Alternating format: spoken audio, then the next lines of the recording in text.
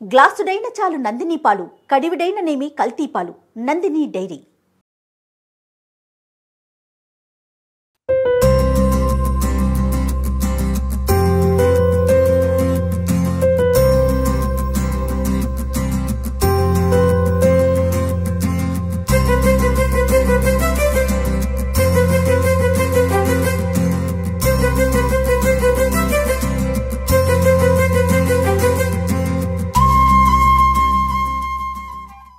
నమస్తే రమ్మ గారు. నమస్తే జయ. కనుమ పండుగ శుభాకాంక్షలు అండి. కనుమ పండుగ శుభాకాంక్షలు జయ. సుమన్ టీవీ ప్రేక్షకులందరూ ముందు 2 రోజులు అద్భుతమైన పెద్ద పండుగ చక్కగా జరుపుకుని ఉంటారు. ఆఖరి రోజైన కనుమ పండుగ నాడు కనుమ నాడు గారెలు వండాలని చెప్తారు. అవును కదా. అవును. కనుమ నాడు చక్కగా గారెలు వండుకుని తిని ఈ పూట మీ ఊళ్ళోనే ఉండి ప్రయాణాలు చేయకుండా రేపో ఎల్లుండో ఊరు ప్రయాణాలు చేయొచ్చు. అవును. అలా బయలుదేరి వచ్చేసి ఈ సంక్రాంతి పండుగ విశేషాలని వచ్చే సంక్రాంతి పండుగ వరకు నెమరు వేసుకునేంత అద్భుతమైన పండుగ మీరందరూ జరుపుకుని ఉంటారని ఆశిస్తున్నాము. సో ఇవాళ కనుమ పండుగ ఏం చేయబోతాం మనం. ఎందుకు రమ్మ గారు ప్రయాణాలు అసలు చేయొద్దు చేయకూడదు ఇలా రకరకాలుగా వింటూ ఉంటాం. అంటే 2 చెప్తారు జయ. కనుమ నాడు కాకైనా కదలదు, కాకైనా కడగదు అని. కనుమ నాడు తలంటి పోసుకోకూడదు సిద్ధాంతంగా. ఈ కనుమకి మనం గారు సంక్రాంతి రోజు పోసుకోకూడదు అంటే ఉట్టిగా తల మీద పోసుకోవచ్చు. కావాలంటే నువ్వు అత్యవసరం అయితే తప్ప పోసుకోకూడదు. ఓకే. కనుమ అంటే ఈ సంక్రమణపు మరుసటి రోజుని కనుమ. ఈ కనుమని చాలా విషయాల్లో వాడతారు.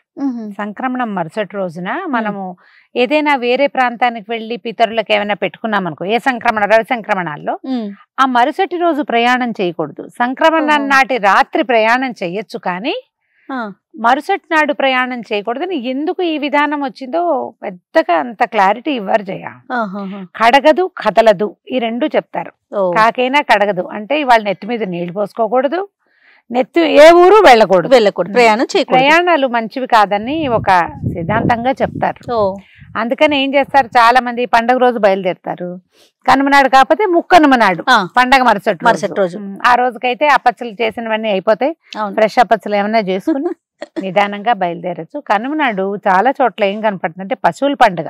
కనుమ పశువుల పండుగ అంటే మనం ముందు ఏం చేసాము, ఇన్ని రోజులు మనకి ఎడ్లు ఆవులు ఇవి సేవ చేసి ఉంటాయి. మామూలుగా అయితే ఇది వరకు వ్యవసాయం అంతా ఎడ్ల వ్యవసాయం కదా. ఇప్పుడు వ్యవసాయపు ధోరణి ఏముంది, మనకి అంతా కోతక మెషిన్ వచ్చింది. అది వచ్చి ఆ రాకాసి మెషిన్ మన లోపలికి వెళ్ళి టకాటకా కోసేసి అప్పటికప్పుడు నూట్ చేసి మనుషులతో ఆటే పని లేకుండా అయిపోయే విధానంలోకి వచ్చాం. సులభం అయిపోయిందేమో కానీ మనుషుల మధ్య బంధాలు కానీ కదరమ్మ గారు ఒకరికొకరి స్నేహం కానీ ఇవన్నీ తగ్గిపోలే. ఎందుకంటే మిషనే చేస్తుంది, అక్కడ మనిషితో సంబంధమే లేదు. పని లేదు, మనుషుల అవసరం ఉంటుంది కానీ సామూహికమైన పని విధానం ఉండదు. కోత తర్వాత ఇదివరకు ఏం చేసేవాళ్ళు, ఒక రోజు కోత కట్టేత, తర్వాత నూర్పుళ్ళకు ఒక ఇది పొలి పెట్టటము, ఈ పొలియో పొలి అనే పాటలు, ఆ తర్వాత తూర్పార పట్టటము వడ్లని రోడ్ల మీద పోయటం, బోళ్ళంత వ్యవహారం ఉండేది. ఇప్పుడు ఏముంది, అదే కోసేసి అదే నూట్ చేస్తుంది కాసేపట్లో. ఈ పనులు ఒక లైన్ ప్రకారం అయ్యే పని, సామూహికంగా పని విధానము, ఎక్కువ మంది ప్రజలకి పని ఇచ్చే విధానము ఇప్పుడు ఒక్క రవ తగ్గిందేమో అనిపిస్తుంది. అయినా కూడా మనకి ఇదేం చేస్తామంటే ఈ ఎడ్లని వాటిని వ్యవసాయానికి విపరీతంగా వాడతారు. వస్తువు ఈ వడ్లని వాటిని ధాన్యాన్ని ఇంటికి చేర్చుకోవడానికి కూడా మనం బసవన్నలే వాడతాం. అవును. ఈ రోజున ఏం చేస్తారు, బసవన్నలకు విశ్రాంతి, చక్కగా స్నానాలు చేయించి చెరువులకు తీసుకెళ్లి శుభ్రంగా తోమి ఒళ్ళు తోమితే రిలాక్స్ అవుతాయి జంతువులు. బాగా ఒళ్ళు రుద్ది స్నానం చేయించి కొమ్ములకి పసుపులు, మొహానికి పసుపు రాసి, కొమ్ములకేమో రంగేసి, కొమ్ములకి రంగులు వేయటం, పువ్వులు అలంకరిస్తారు కదా, అలంకరించటము పశువుల పండుగనే చెప్తారు కనుమనాడు. ఈ కనుమనాడు ఏం చేస్తామంటే ఇంకొకటి కూడా చేస్తాం, ఈ మన ధాన్యాన్ని కంకుల్ని కొన్ని కట్టలు కట్టేట్టు పెట్టుకుంటారు. అవును. కనుమనాడు బాకిళ్లలో వెళ్ళారు. అవును. ఇప్పుడు ఏంటంటే పిచ్చుకలకి వాటికి ఆహారం ఇవ్వటము, మన పండగ ఏదైనా సరే మనం తింటాం చేసుకుని శుభ్రంగా మనం చక్కగా చేసి ఎవరికైనా పెట్టడం, ఎవరికైనా ఏదైనా ఇవ్వటం. ఈ ఎవరికైనాలో మనుషులే కాకుండా పశుపక్ష్యాదులు కూడా ఉండటం పురాతనమైన విధానాలుగా ఏర్పరిచి ఉంచారు. మామూలుగా మనకి ధాన్యపు కంకులు అంటే చేలల్లో బడి పిచ్చుకలు పిట్టలు తింటాయి. అవును. వాకిళ్లలో కూడా ఈ ధాన్య బస్తాల జోలికి రాకుండా వాటికి ఏం చేస్తారు, గుత్తులుగా కట్టేసి అటు వేసి పెడతారు. కొన్ని నెలల పాటు పక్షులు బట్టి ఆ కంకుల్ని తీసుకుని తింటాయి. ఓకే. ఇదంతా కూడా దాన ప్రక్రియ చేయాలి. అంతే కదా, వాటికి ఆహారం వెతుకోక్కర్లేకుండా మన వాకిళ్లలోనే ఊరపిచ్చుకలు, తర్వాత చిలకలు, ఇవి తిరుగుతూ ఉండడానికి. ఈ మెయిన్ ఆహారం ఏదైతే మనం ఏర్పరచుకున్నామో బస్తాలు గిస్తాలు పెట్టుకున్నాం వాటి జోళ్ళకి వెళ్ళకుండా ఇవి ఈ పక్కన తింటూ ఉండడానికి ఇలా చేసేవాళ్ళు ఇది వరకు. ఈ కాలం ఏంటంటే ఇప్పుడు మనం పూర్వపు విధానాన్ని పాటించే అవకాశాలు మనకు తగ్గిపోయినాయి. కానీ ఆ రోజుల్లో ఇలా చేసేవాళ్ళమని జ్ఞాపకం చేసుకుని ఎంతో కొంత ఏదో ఒకటి ఎంత చేయగలిగితే అంత చేస్తూ ఉండటమే. ఇప్పుడు పంటలు కోయటము, ఇప్పుడే పంటలు రావడము అవి కూడా లేదు, డిసెంబర్ లోనే అయిపోతున్నాయి. అవును, జనవరి దాకా ఈ పంటలు ఇళ్లకు రావడం బస్తాలు రావడం అవి తగ్గిపోయింలో మార్పులు వచ్చేసాయి, వాతావరణంలో మార్పులు వచ్చేసాయి కదండి. మన జీవన విధానమే మారిపోయింది. కానీ కాకపోతే పండగలు అవే వేళకి ఎప్పుడు వచ్చే వేళకి అవే వస్తాయి. సూర్యుడు చంద్రుడు వాళ్ళ వేళల్లో మాత్రం వల్ల డేట్లు ఫిక్స్ చేశారు కాబట్టి సరిపోతుంది. లేకపోతే వీటిని కూడా వీళ్ళు వెంబడి మార్చేసుకుంటారో ఏంటో. మార్చేస్తాం. కనుమనాడు గారెలు తినాలంటారు. అయితే వెజిటేరియన్స్ అయితే కనుమనాడు గారెలు చేసుకుంటారు. ఇక ఇప్పుడు కోడి పందాలు ఆడేవాళ్ళు వాళ్ళు చాలా మంది ఉంటారు కదా. పండగ రోజుల్లో కూడా కోడి పందాలు ఆడతారు. మాకు తెలిసి అయితే పాలేళ్ళని మేము కనుమనాడు సెలవులు ఇచ్చేవాళ్ళు. అందరికీ సెలవే. పొద్దున్నే వడ్లను శుభ్రంగా కడిగేసి ఎడ్లకి విశ్రాంతిగా వాటికి ఏర్పాటు చేసేసి 10 గంటలకల్లా ఉదయం పని చేసేసి వెళ్ళిపోతే సాయంకాలం సినిమాలకు వెళ్ళేవాళ్ళు, కోడి పందాలు ఆడేవాళ్ళు. మా పాలేళ్ళందరూ మా రంగడు వాళ్ళంతా కోడి పందాలు ఆడడం నాకు తెలుసు. కోళ్ళని పట్టుకెళ్లేవాళ్ళు, డబ్బులు ఇచ్చేవాళ్ళు పాలేళ్ళకి. సంవత్సరం అంతా పనిచేశారని ఇచ్చేవాళ్ళు. మనం కూడా ఏంటంటే పని వాళ్ళకి విశ్రాంతి ఇవ్వాలని ఆ ఒక్క రోజుకి గొడ్లకి పలుకుతాళ్ళు అవి లేకుండా హాయిగా ఫ్రీగా తిరగనివ్వటము. అది అప్పట్లో పొలి అని పెట్టేవాళ్ళు. పొలి అన్నం వడ్లశాల మన పశువుల శాలలోనే అన్నం వండేవాళ్ళు.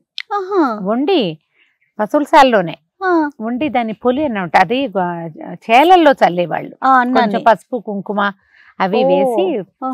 అంటే అప్పుడట పూర్వం అన్ని జాతుల వాళ్ళు, అంటే ఇదేదో తినేవాళ్లే చేస్తారని కాదు, పెద్ద పెద్ద పశువుల శాలలు అవి ఉండి మనకి చాలా ఎడ్ల వ్యవసాయము అవి ఉంటే శాంతిగా ఈ మేక రక్తాన్ని కూడా కలిపి అన్నంలో చల్లి వాళ్ళట.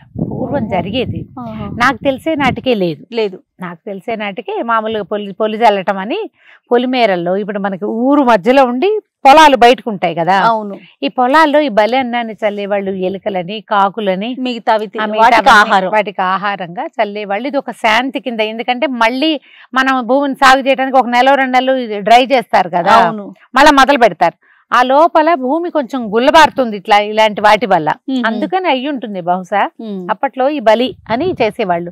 తర్వాత గుమ్మడికాయలు అవి పగలగొట్టి, ఒకవేళ ఊర్లో బొడ్రాయి అవి ఉన్నాయనుకో, కొన్ని ఊళ్ళల్లో ఉంది, మా ఊళ్ళలో బొడ్రాయి అవి లేవు మాకు.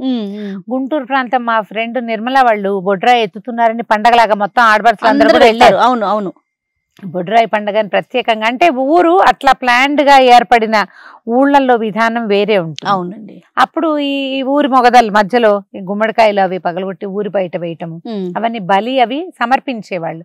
ఇప్పుడు మనం ఊళ్ళల్లోనే లేము, పల్లెటూళ్ళల్లో ఉన్న వాళ్ళంతా పెద్దవాళ్ళు మిగిలిపోయారు. అవును, పిల్లలంతా బయటకు వచ్చేసారు. కానీ ఈ పండుగ రోజులు ఏంటంటే మనం చూస్తాం, ఈ ఆంధ్ర ప్రాంతం అయిపోతే పొలోమని కార్లు వెళ్ళిపోతూనే ఉంటాయి. సిటీ మొత్తం ఖాళీ అయిపోతుంది. హైదరాబాద్ బండి వెనక బండి గట్టి పాట ఉండేది, ఇప్పుడు కారు వెనక కారు గట్టి అనాలన్నమాట.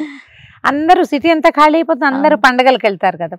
ఈ పండగకి వెళ్ళిన వాళ్ళు వండుకుని తింటాం కాకుండా మన విధానాలు పూర్వం ఏం పాటించేవాళ్ళు, పాతకాలపు పద్ధతులు ఏంటి, ఊళ్ళో కాస్త నలుగురిని పలకరించడము, ఊరి వాతావరణం ఎలా ఉంది, మన ఊరికి మనం ఏమైనా చేయగలమా, మనం చదువుకున్న బడికి ఏదైనా చేయొచ్చా అన్న ఒక ఆలోచన చేయడానికి కూడా ఇది ఒక మంచి కాలం, మంచి సమయం. అందరూ కలుస్తారు కదా, చాలా మంది పాత స్నేహితులు, ఊళ్ళో జనాలు, పెద్దవాళ్ళు, గ్రామ పెద్దలు కలుస్తారు కదా. ఒక మంచి ఆలోచన, మంచి నిర్ణయం తీసుకునేందుకు ఇది ఒక మంచి కాలం, మంచి అంటే అవకాశంగా భావించాలి. అవునండి. కనుమ నాడు కాలు కదపకూడదని ఒక శాస్త్రం ఉంది కాబట్టి కనుమ నాటి ప్రయాణం అంత మంచిది కాదని చెప్తారు. సంక్రమణ నాడే బయలుదేరచ్చు, లేదా తెల్లవారంగానే ముక్కనుమ నాడు బయలుదేరటము. ఇప్పుడు ఎవరింట్లో అయినా సామాన్లు పెట్టుకుని మనం నిర్గమనం అని పెట్టుకుంటాము. అందరిళ్లలోనూ కనుమ పండగేగా, అంతేగా. ఊరెళ్ళే అవకాశం లేని వాళ్ళు మన ఇంట్లో ఉంటే మంది మనమే. ఈ పండగలు ఏంటంటే పర్వదినాలు ఇవి. నిజానికి ఇది మనం పండుగగా జరుపు, మనం ఏ పర్వదినాన్ని పండగ చెయ్యం. పర్వదినాలు పర్వదినాలుగానే ఉంటాయి. అవును. కానీ ఈ పర్వదినం, ఈ ఉత్తరాయణ పర్వదినము, మనకి మకర సంక్రమణం పండుగగా చేసుకుంటాం. ఈ పండుగల్లో ఈ వాదులాటలు, కొట్లాటలు, గొడవలు, ఇలాంటి వాటికి నేనంటే నేను, తూతూ మేమే అంటాం, నువ్వంటే నేను, నేనంటే నువ్వు, ఇలాంటి ధోరణులలోకి వెళ్ళకుండా ఉంటే మనకి ఎక్కువ పర్వదినాలు ఉన్నాయి, ఎక్కువ పండగలు ఉన్నాయి. పండగ రోజుల్లో పొట్లాడుకోకూడదు అని ఒక రూల్ గనక పెట్టుకుంటే 300 రోజులు గడిచిపోతాయి చక్కగా. అప్పుడు గొడవలు అన్ని రోజులు గొడవలు ఉండవు. అన్ని రోజులు గొడవలు లేకుండా ఉండడం. ప్రశాంతమైన జీవితానికి ఈ పండగ చాలా అంటే చాలా అవసరం. అంతే రమ్మగారు. ఈ 3 రోజుల పండగ వీడియోల్ని మనం పూర్తి చేసేసాం. అలాగే ప్రేక్షకులందరూ కూడా ఈ 3 రోజుల పెద్ద పండుగని చక్కగా సుసంపన్నం చేసుకోండి. స్నేహితులతో చక్కగా కలవటం, బంధుమిత్రులందరినీ, పాత రోజుల్లో ఎవరెవరిని వదిలేసామో వాళ్ళందరినీ కలుపుకునేందుకు ఇది ఒక సదవకాశంగా భావించటము, దేవాలయ దర్శనం చేయటము, మన ఊళ్ళో ఉన్న గుళ్ళు చూసుకోవటము, స్నేహితుల్ని కలవటం, పెద్దవాళ్ళ ఆశీర్వాదాలు తీసుకోవటము, మన ప్రాంతంలో ఎలాంటి సంస్కృతి సాంప్రదాయాలని పాటిస్తారో వాటిని సజావుగా నిర్వర్తించడానికి ఒక ప్రయత్నం చేయటం. ఈ ఏడాది కుదరలేదు, సరిగ్గా చేయలేకపోయాం, ఏం పర్వాలేదు, వచ్చే సంవత్సరం వస్తుంది, అంతే కదా, వచ్చే సంవత్సరం అయినా చేయాలి సరిగ్గా అని ఒక గట్టి నిర్ణయం తీసుకుని పండగని పూర్తి చేసుకుందాం. రైట్. అవును రమ్మగారు, మీరు అన్నట్టుగా దేవాలయ దర్శనం. కానీ మనకి ఈసారి దేవాలయంలోనే సంక్రాంతి గురించి మాట్లాడుకునే అవకాశం కల్పించారు మనకి ధర్మపురి క్షేత్రంలో. మనం ఇప్పుడు కూర్చొని ప్రతిదీ కూడా సంక్రాంతికి సంబంధించిన ప్రతి విషయాన్ని మేము దీప్తి శ్రీనగర్లో ఉన్నటువంటి ధర్మపురి క్షేత్రంలో కూర్చొని మాట్లాడుతూ ఉన్నాం నేను రమ్మగారు. సో మాకు ఈ అవకాశం ఇచ్చినందుకు సత్యవానమ్మ గారు కూడా ఇంకొకసారి సంక్రాంతి పండుగ శుభాకాంక్షలు చెప్తూ అనేక కృతజ్ఞతలు.